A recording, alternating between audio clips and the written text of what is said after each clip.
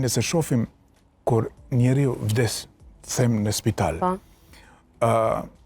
trupi mbetet ashtu siç ishte me shpirt, po diçka ndodhi në atë trupin e njeriut që iku një pjesë, një dirigjim, një pjesë sikur ne themi tani truri, nga truri dirigjohet i tërë organizmi.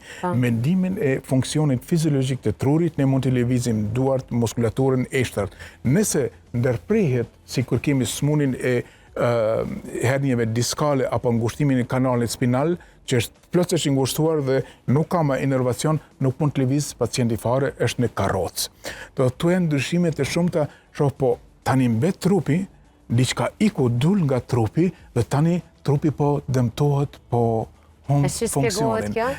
Do thotë në aspektin shkencor, ne thomë që tani po shoj zemra. Po shoj zemra, po shoj funksionin e zemrës dhe organizmi tani s'funksionon më.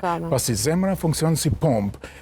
Zemra dhe njeriu edhe nëse nuk kam në një kohë tutak, nuk ushqim një kohë shumë gjatë deri në 60 ditë, njeriu mund të mbjetoj pa ushqim, pa ujë shumë pak.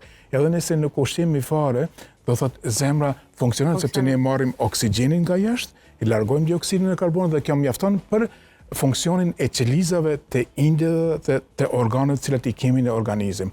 Nëse nuk kemi oksigjen, cilin Allahu ka kriju për njerëzit, atëre për një kohë shumë shkurtër do vdesin gjithë.